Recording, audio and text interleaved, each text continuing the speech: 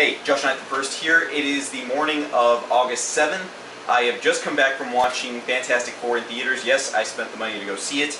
I know a lot of people have been seeing all of these negative reviews coming out. I didn't want to necessarily believe a lot of them. I myself didn't think very much of the movie coming into it.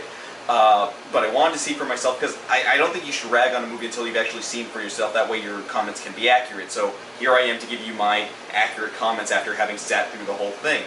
First and foremost, I want to say, it's not a terrible movie. It's not. What it is a terrible adaptation. And I'll explain. Very much from the beginning of this project that Fox was doing to reboot Fantastic Four, they made it known that they were basing this movie more off the Ultimate line of comics, which I'm very much a fan of. I like their take on Fantastic Four, and granted it's a younger cast there, so they cast younger people here for the movie, and that's fine. I don't have any problem with the casting really at all. Miles Teller is very believable as Reed Richards. Toby Kebbell does bring a swagger to Victor Von Doom, and they do call him Von Doom. It wasn't any Dumashev like they were talking about. No, it's Victor Von Doom. I'm glad they kept that the way it's supposed to be. And, you know, I'll talk more about Kate Mara and Michael B. Jordan when I get to it. So going into this movie, it's the same thing that they bill you from the first trailers that were coming out. The first 45 minutes at least of the movie is almost a straight-up adaptation of the first trades of Ultimate Fantastic Four. You know, Reed Richards is a child prodigy. He's a genius. He's figured out the keys to interdimensional travel. Ben Grimm's his childhood friend. They get brought on to work at the Baxter Building, where they meet Sue and Johnny and Victor. They all come together on the project, and they decide to go over. Now, up to that point, the movie is fine. I think in a certain sense, it's almost like, for some reason, 20th Century Fox took a page from Warner Brothers' playbook with Man of Steel of the first half of your movie is going to be really good, really entrancing and really accurate, and then once you get up to the point where you get to the meat and potatoes of the movie, you completely throw everything out the window and screw it up. So here's where they screw it up. So in the Ultimate Comics, what ends up happening is that, you know, all five of them, you know, Reed, Johnny, Ben, Sue, and Victor all go to the other dimension, but Victor screwed up the coordinates, or rather he second-guessed Reed's coordinates and says, you know what, I know better than you, I'm going to fix these, and yeah, that's going to come out better. And the result of that being is that their transport over to the other dimension doesn't last very long, things get screwed up, and so when they get transported back, they are changed from the results of the trip, and that's how they get their powers. Here in the movie, the major differences happen here. So first and foremost, only the guys go over. They decide, oh, well, the government's going to take this project away from us, and somebody else is going to be the first person over in another dimension. Well, we can't have that. We got to do it. We built this thing. We're going to go. And mind you, they're all drunk when they decided to do this, except Ben. Ben's not even anywhere near them. That much is accurate. You know, Ben just kind of came along for the ride. But it's, you know, Ben, Reed, Johnny, and Victor, they all decide to go over. They leave Sue out of it, which is kind of a dick move no matter how you look at it. And Sue's left to call up everybody else like, hey, you need to get over here. The guys are going over to the other dimension. They go to the other dimension, they start looking around, you know, Victor and Reed get all science happy, like, oh, look at all this stuff, there's energy, there's all these things going around, and Johnny's like, yeah, I'm the first person over here, and Ben's the cautious one, he's like, okay, we're here, we planted a flag, let's get home, that's great, we're done here. But of course, you know, the hubris, and that much is accurate, of both Reed and Victor want them to keep looking, like, hey, let's investigate, let's look around, and of course, you know, in most movies, that's what gets you in trouble, and so it does. So they find this sort of green energy that's on this other dimensional planet, which they end up calling Planet Zero later on. And this energy is bubbling and alive, and Victor's like, you know what, I'm going to stick my hand in it, because why not? And this energy reacts, and it starts erupting, and it starts destroying the terrain around them, so they have to, you know, basically haul ass back to their transport, and on the way back, this energy kind of, it kind of takes on like a lava-esque quality, and it basically consumes Victor, and, you know, Victor is taken, you know, he's not dead, he's just kind of taken by it, enveloped in it, what have you.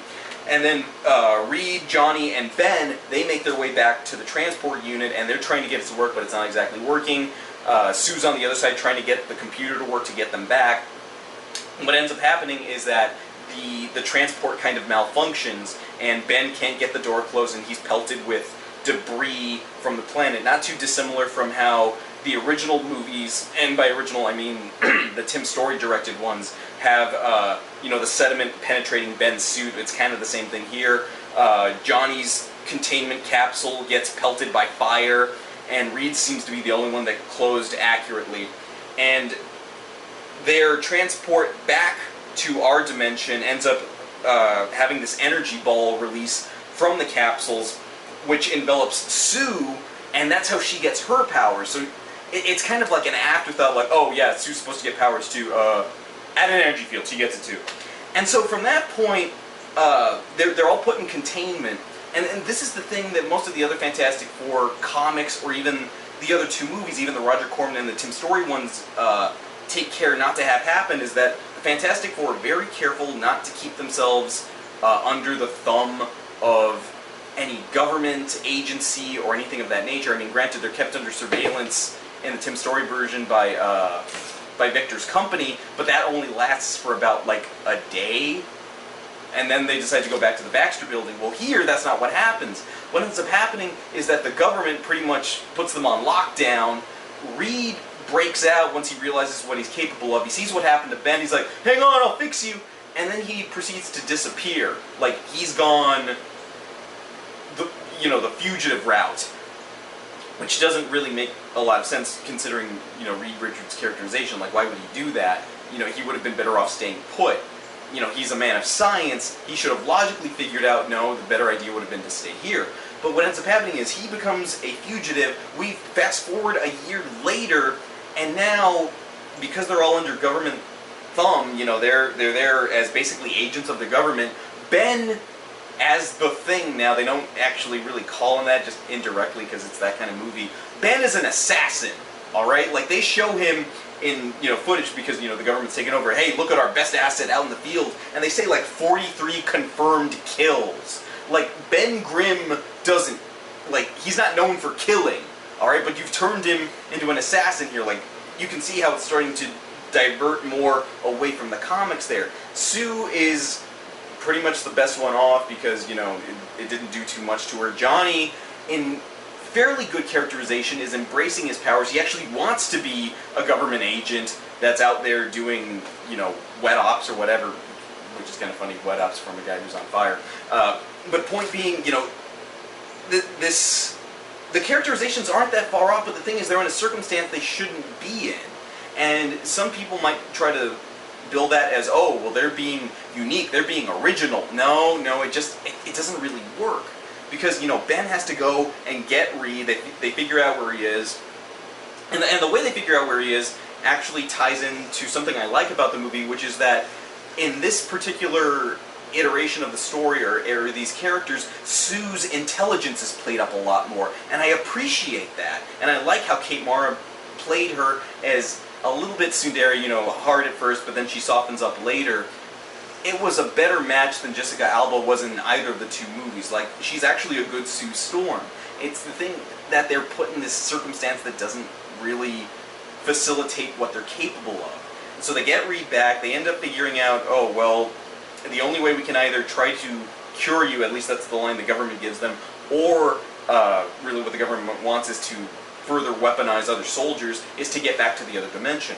And so they get a transport working, Reed fixes it in like 5 minutes or something like that. That's the line you get from the commercials they're running right now. They get back over there, and it's a different team. Sue, Johnny, and Reed are, well, actually everybody's over there except this team that's gone over. This team goes over, starts doing like sediment exams, trying to check out the atmosphere and whatnot, and then they find Victor.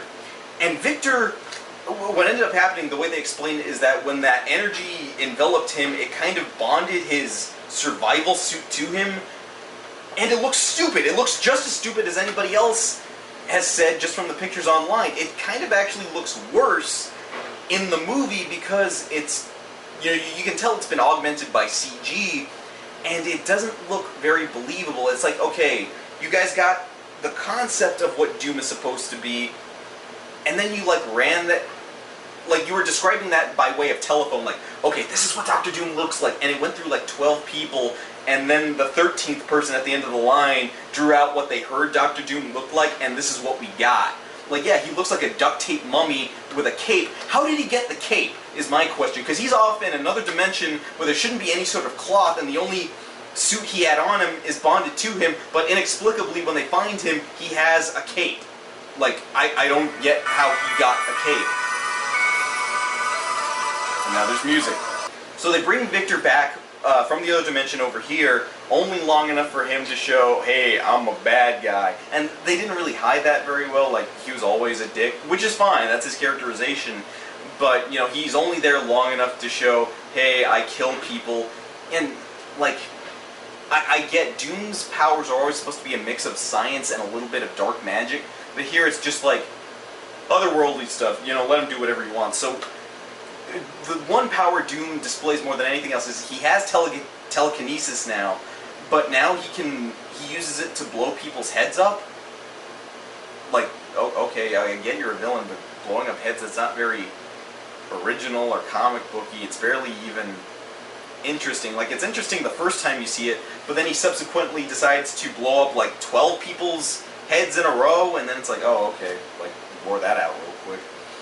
And so he's attacking the facility, the four of them, they're not the Fantastic Four yet, you know, go investigating the halls. They find their way to him, he sends himself back over to the other dimension, he kills Sue and Johnny's father, and he just long enough for him to go, work together, and then he, you know, croaks. And then, like, the movie completely goes off the rails here, where Victor uses the transport unit to go back to the other dimension, and yet somehow uses it to open up some kind of a wormhole, black hole thing. I don't know how exactly that works. Like, they don't even bother really explaining it, except Reed kind of throws some techno-babble at you just to say, this is bad. But they can just go. It's like, I hate that it's overused, but it looks like they're going through the dang Doctor Who time stream to get to the other dimension. And once they get there, they have to fight Victor. And this is the first time they're acting as a team. And again, this is something I'll give the Tim Story movies, is that we're shown more chances for the group of them to work together as a unit, or at least try to, or interact more. In this movie, they barely interacted at all by this point with their powers. So they have to come together within a matter of like 10 minutes. And when you think about it, this is the only real fight in the whole movie, because everything else is just a few shots of Ben on a monitor, you know, killing soldiers, and then Reed punching out some soldiers, and then, you know, Doom offing people's heads in the hallway. Like, those aren't really set pieces. Those aren't really action sequences. Those are just kind of little displays of power. This is the only real action sequence, and even then, it's so bare bones when you think about it. Like, there's nothing new or fresh to it. Like, this is supposed to be a reboot. This is supposed to reinvigorate the franchise. That way Fox can make money off it, but nothing about it feels fresh. It's just kind of retreading old ground, and not even that well. Because they just do what you figure they'll do. Sue makes things invisible. Johnny throws some fireballs. Reed punches Doom. Like, that's about it. And then the way they end up defeating him is they throw him into his own energy field, and that's it. And then they come back to our world, and they're given their own facility, and that's it. That's the end of the movie. Like, it's very... It ends on what you could consider a high note, but it's kind of lackluster in that once you realize you're at the end of the movie, you realize you didn't go very far to get there, if that makes any sense. Like, it's hard to see that they got so many things right about the characterization, but yeah, it's a very bland color palette. Everything's dark, black, or gray. It always feels like it's like 8:30 at night or something. It always feels like it's cloudy outside. It is cloudy outside for most of the movie. It's just, it wows me that they could get so close, or be on the right path, and then they diverted so hard that you could have had a good movie. But I don't think it's very fair to say that this is the worst movie that came out this year. I don't think it is. I think it's at least a 6, but, you know, definitely no more than that. I think part of what happened is that after the fiasco that was Pixels last week, I think a lot of people got it in their heads that it's kind of cool to rag on the movie before it's come out. And I get that a lot of people have gotten to see it, you know, over in the UK where it got released first, and now it's released here. But I think the movie's going to do worse mainly by word of mouth before anybody has a chance to see it. I'm here to say it's not terrible. It's not good, but it's not terrible. It's watchable. If you're going to go see it, go see a matinee, wait for, if they have dollar movies in your area, go see it then. But it's not terrible, it's just not a good adaptation. But I'm saying that to you guys, you make your choice whether or not you want to save your money, go see it or not, it'll work out either way. But I just wanted to give you guys my honest-to-goodness, right-in-the-moment opinion of this new Fantastic Four reboot. That's all I got for you. If I see another movie, I'll let you guys know what I think of that.